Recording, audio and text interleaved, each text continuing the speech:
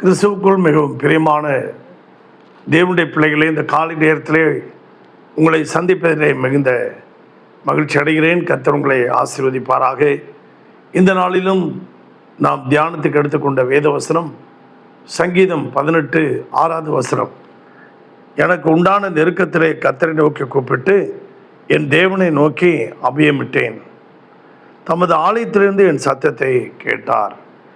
இன்றைக்கு கர்த்தர் உங்களுக்கு உண்டான நெருக்கத்திலிருந்து தேவன் உங்களுக்கு விடுதலை தருகிறார்.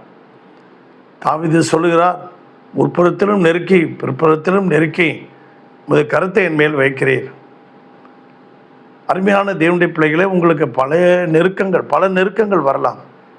கடன் பிரச்சனைகளினாலே, மனிதர்களாலே, உறவினர்களாலே, இயற்கைகளினாலே பல நெருக்கங்கள் வந்தாலும் இன்றைக்கு கர்த்தர் உங்களுக்கு அந்த நெருக்கத்திலிருந்து தேவன் உங்களுக்கு விடுதலை தருகிறார். அப்படியாக சமீப நாட்களிலே ஒரு புயல் வந்தது. அங்கே பர்தா புயல் என்கின்ற ஒரு புயல் வந்து அங்கே தஞ்சாவூரில் டெல்டா பகுதியெல்லாம் பயங்கரமாக நாசம் பண்ணிடுச்சு அந்த புயல். அந்த விவசாயிகள் எல்லாரும் வாழ்வாதாரத்தை இழந்து, பொருளாதாரத்தை இழந்து தவித்து கொண்டிருக்கிறார்கள். தவித்து கொண்டிருக்கிற நேரத்தில் எல்லாத்தையும் இழந்து மனவேதனையோடு இருக்காங்க. அதில் சில கர்த்தருடைய பிள்ளைகளும் இருக்காங்க. அந்த விவசாயிகளில் அவங்களும் இப்படி நாங்கள் வாழ்வாதாரத்தை இழந்துட்டோமே, பொருளாதாரத்தை இழந்துட்டோமே, நாங்கள் எங்கே போவோம், எங்களுக்கு எந்த உதவியும் இல்லை, அரசாங்கம் கூட எங்களுக்கு எந்த உதவியும் செய்யலையே, இந்த இழப்பீடு தொகையை கூட வழங்கலையே அப்படின்னு கர்த்தரே நம்பியிருந்த பிள்ளைகள் ஒரு சிலர். அதில் இந்துக்கள் இருக்காங்க, முஸ்லீம்கள் இருக்காங்க, கிறிஸ்தவர்கள் இருக்காங்க. அதில் ஒரு சிலர் ஜெபிக்கிறவர்களும் இருந்தாங்க.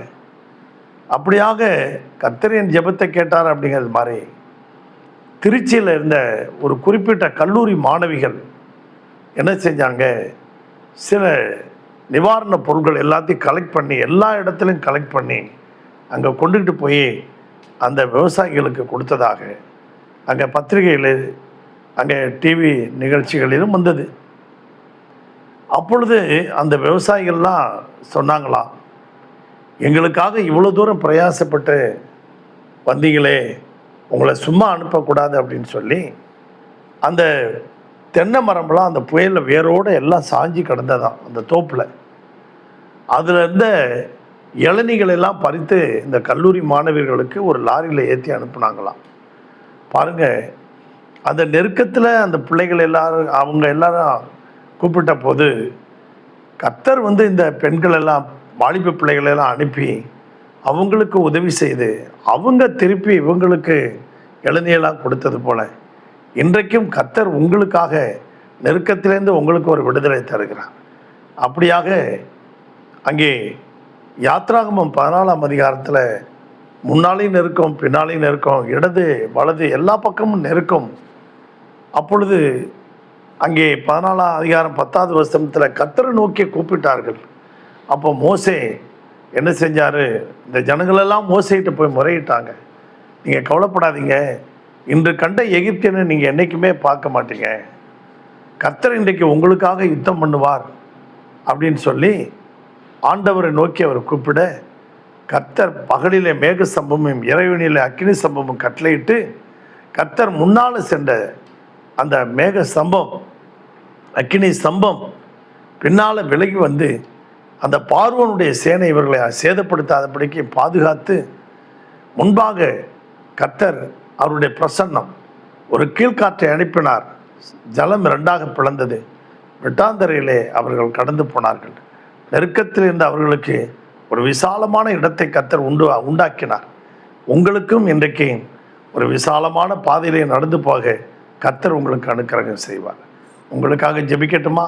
பரலோக பிதாவே, நெருக்கத்தில் இருக்க அந்த பிள்ளைகள் எல்லாரையும் நேர் அறிந்திருக்கிறேன். அவர்கள் சூழ்நிலைகளை அறிந்திருக்கிறேன், மனநிலைமை அறிந்திருக்கிறேன். அவர்களுக்கு ஒரு இந்த நெருக்கத்திலிருந்து விடுதலை தர முடியாது ஜெபிக்கிறோம். தேவன் அவர்களை ஆசீர்வதிங்கப்பா. அவர்கள் தேவைகளை சந்திங்க. ஒரு குறைவில்லாமல் இதுவரைக்கும் நடத்தின கர்த்தர் இனி நடத்தும். இயேசுவின் நாமத்தில் பிதாவே, ஆமென். தேங்க்யூ. God bless you.